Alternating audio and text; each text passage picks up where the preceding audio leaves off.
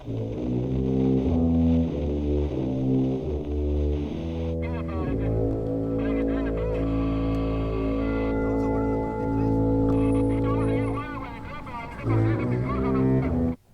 wanted to make a video demonstrating corn shellers and corn shelling. This is the largest and fastest of the corn shellers that I have. I bought this about 10 years ago at a yard sale nearby. It was manufactured here in Pennsylvania around 100 years ago, give or take. And it is a good, solid sheller still. It still works really well. The only thing I had to do when I bought it was to put a new handle on, which this is just rigged up, but it works fine. And I oiled everything really well and greased everything up really good. There's several oil fittings on each side here, and there's two more on the opposite side that you put oil in and it lubricates things. And this sheller can take 2 cobs of corn at a time and shell them out, and it separates out the kernels from the cobs. So I'll get my helper here to help me, and we will demonstrate this piece of equipment. Yep. Yep. Yep. Yep.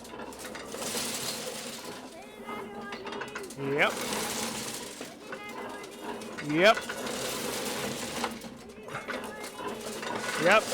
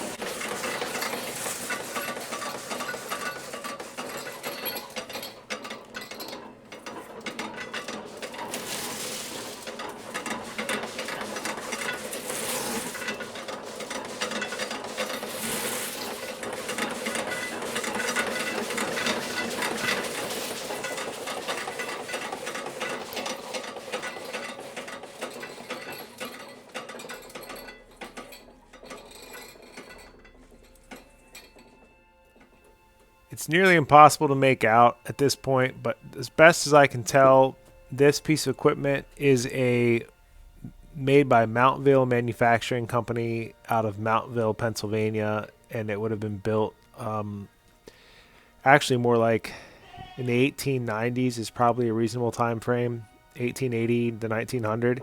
So this is actually probably more like 120 to 140 years old. You can still find these things around sometimes. And when I was a kid, my great-grandparents' farm had a machine like this that I really enjoyed messing with. In any case, I've taken the wooden guard off so you can see a little better how it works inside. And it's a big plate here that pulls the kernels off of the cobs. And then there's a separator that separates the cobs from the corn. And it actually also separates out some of the dust and chaff. It's hard to see in underneath there, but there's a bunch of dust and chaff under there. So it's a pretty nice piece of equipment, and you can get a lot of corn done really fast. So I'm also going to demonstrate, though, some smaller and simpler corn shellers that I have for other purposes. This is a large scale one if you want to blow off a lot of corn really fast. Generally I use this for animal feed corn, where I'm just not really interested in keeping things separate, just shelling things off really fast to feed the animals.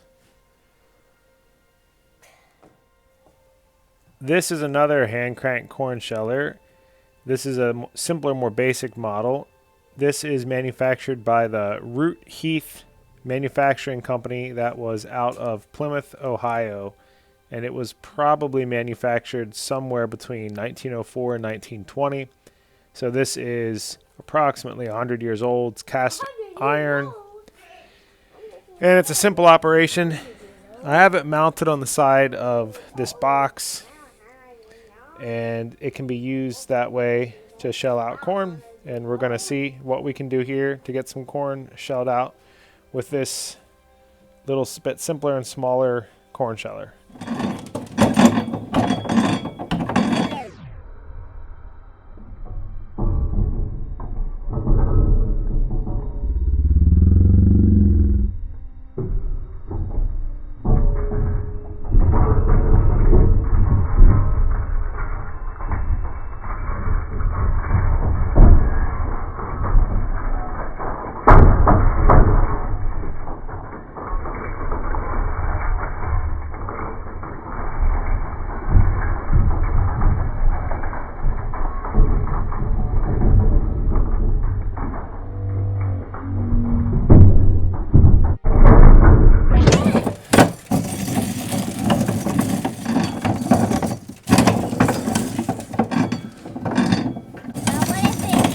Those ones work a lot better.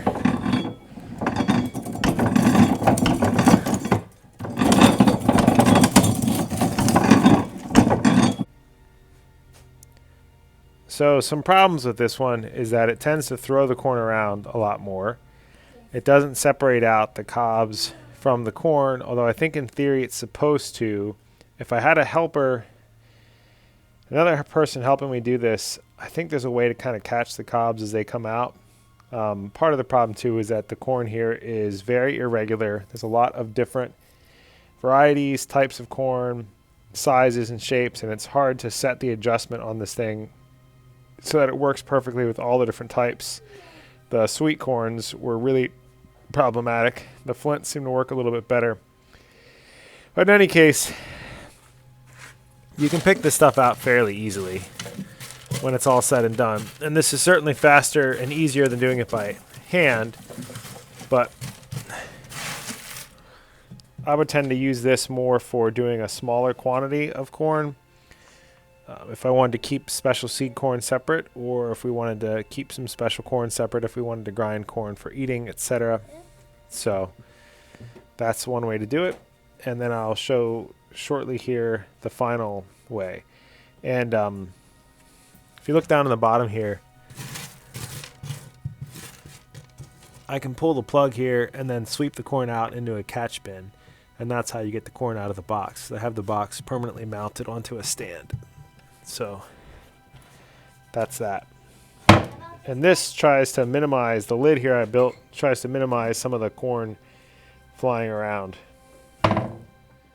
This little cast aluminum guy here is a hand corn sheller made by Decker Corn Sheller, Keokuk, Iowa. So I've shown this in one of my earlier videos, and this is really pretty handy actually. It saves a lot of wear and tear on your hands, and if you're doing small quantities of corn, this works really nicely. And actually I tend to use this a lot, especially for corn for seed or cooking purposes. If I'm doing small quantities, I just use this, and it's really quite easy. And it's intuitive how it works. You just twist either the sheller or the corn and hold the other one steady, and it just shells out pretty nice.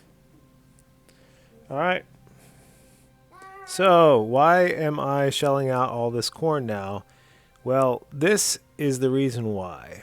These are some sort of grain moths. I've been trying to figure out the exact species, and I'm not entirely sure. But they infested the corn terribly this year. I should have, of course, shelled the corn out earlier. I should have done it late winter last year, as very short freezing spells will kill these moths, their eggs and larvae, and won't damage the corn.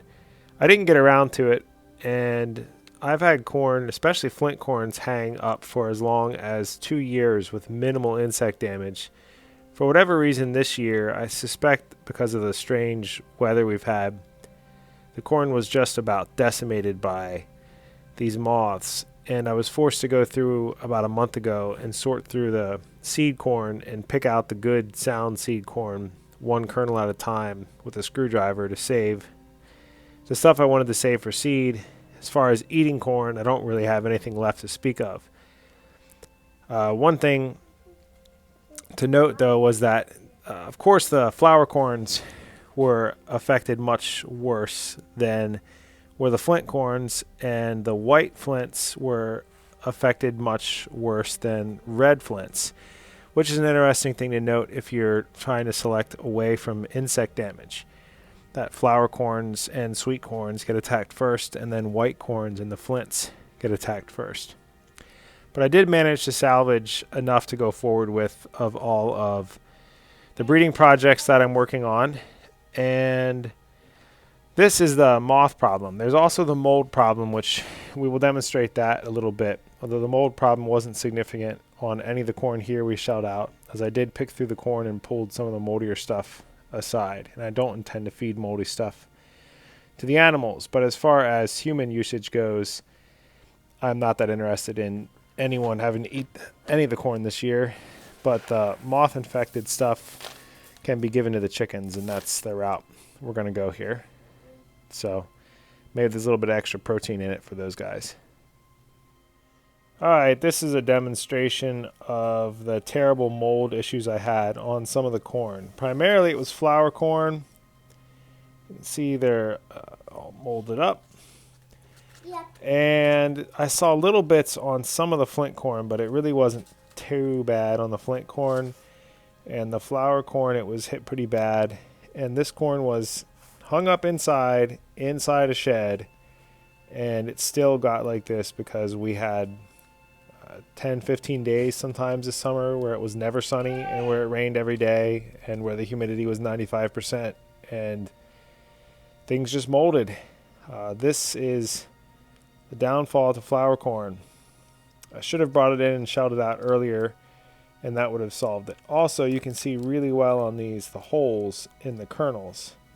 Nearly every single kernel has a hole from these moths. Not everyone does, and that's how I was able to go through and salvage some seed for seed saving. These were not seed ears by any stretch. These are pretty sorry looking ears, but I was able to save a few based on the fact that there are some kernels on some cobs that have not been attacked by insects or mold. This was a pretty crappy year, although I'm blaming the weather when really I'm to blame myself to some large proportion. But that's what it is. So these moldy ones are just going to go in the trash.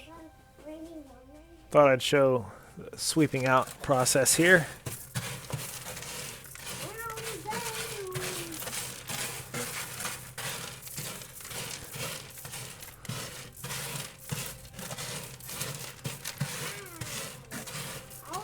So we've finished shelling out all the corn that we think is decent enough to use for chicken feed. And, okay, helper, how much do you think it is? 90 or 9. That's a big swing. I would estimate that it's about 20 pounds by weight. It's a pretty decent amount.